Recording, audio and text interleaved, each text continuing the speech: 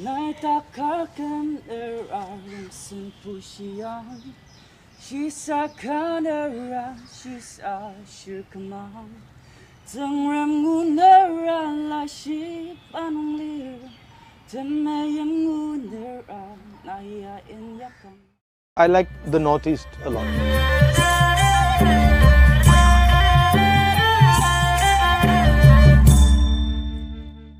I think one of the central issues is that when I went to school, I never read Naga culture. I don't know what it is. You know the only thing I read about Naga culture when I was in school? Headhunters. That's the only thing I read, right? But that's not true because there's a Naga culture, there's a Naga history, there's a Naga tradition. But Nagas know it, nobody else in India knows it. That's a huge problem. So some of you planning to come to Delhi for the higher studies here? Or do you have some fear to coming Delhi or Mumbai or other big city of India? I do have a fear of racism. Like, just yesterday and day before yesterday, we visited like the India Gate and the Red Fort, and people like were looking at us, pointing at us like Chinese, Korean, Nepali. So how did you answer them? Should we put our Aadhaar card in our foreheads and to tell that we are also Indians? There's a little bit of racism against people from the Northeast and stuff. That exists. But that's ignorance. Foolish people. So don't worry about it. And I think Northeast should be much more central in India's thinking and vision than it currently is. In your speech in the parliament, which was yesterday, you have stated, if I'm not mistaken, neither the UPI alliance nor the NDA alliance have, have increased production in our country. So can we expect from the India alliance, if it comes to power, can India alliance assure the youth of our country, like to increase production in our country and also to solve unemployment crisis in our country? If you want to seriously start creating employment in the country, you have to transform the economic system of the country. I'll give you an example. You must have read recently that Bangladesh is doing better than India in textiles. Yeah. Have you heard this? Yeah. What do you think is one of the biggest reasons why India is failing in textiles? Textiles is huge jobs, simple and large numbers of jobs. But India is losing space. Why do you think it's losing space? If you see this shirt, it's made of cotton and it has something else. Polyester? Polyester. So in India, Reliance ensures that there is a import duty on polyester so that nobody other than Reliance can sell polyester in India. So Reliance is essentially strangling the textile market in India by saying, if you want to make clothes, the only polyester you can use is polyester that Reliance makes, right? And this has cost India, this simple one duty has cost India 1 crore jobs. The same thing Adani is doing in our airports. The same thing Adani is going to do with electric cars. So we have these large businesses, mainly Adani, Ambani, these 5-7 big businesses who are not interested in production. So if you want to have production in India, you got to carve a space out. And you got to say, actually, we are not going to allow Reliance to destroy the textile industry. We are not going to allow Adani to destroy the travel industry, right? So that's really the reason why we're not getting jobs. Big opportunity is coming, right? Because we're changing the way we move. You see that car there? Uska bonnet kholo zara.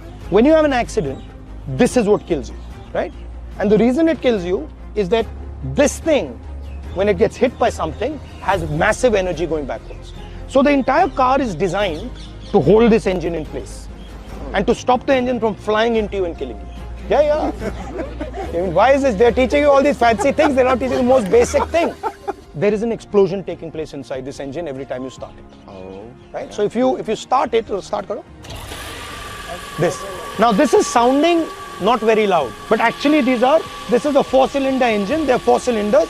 There's explosions taking place in this. Bar like that.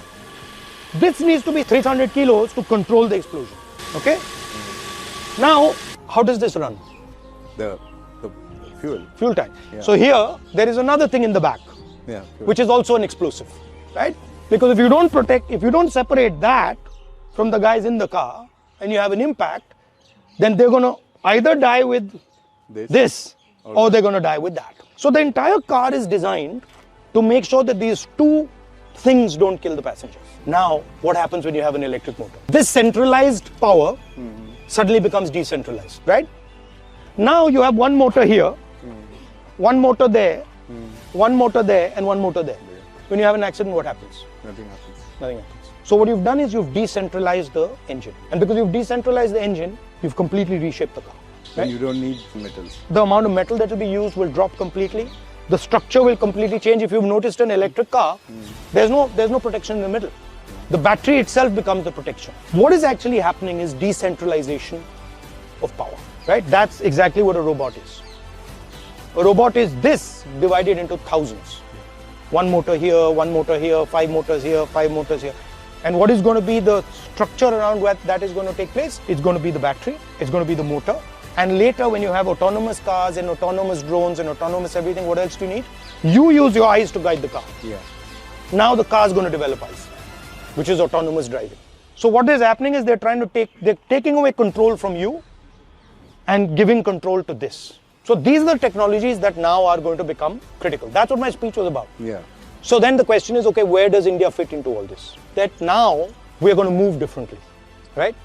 So the politics is going to become that, right? So when you're imagining politics, you're saying, okay, so what would it look like if power was suddenly decentralized? What would policy look like? What would violence look like? What would war look like? Everything going to change. See, this is what I meant yesterday in my speech. This is what I meant yesterday in my speech, that we have to start taking this understanding to universities and colleges. Yeah. True. What happens? What is the first thing that happens when a paradigm shift takes place? Politically, what happens? Everybody will disagree, I think. No, the first thing that happens is superpowers die, right? So the British power was built on steam. The moment we went to petrol, their entire architecture is built on steam and coal, and suddenly the new architecture is petrol, they die. Today, the United States, the West, and India's architecture is all built on petrol. We're in trouble. We have to quickly now start moving aggressively to that. 1, 2.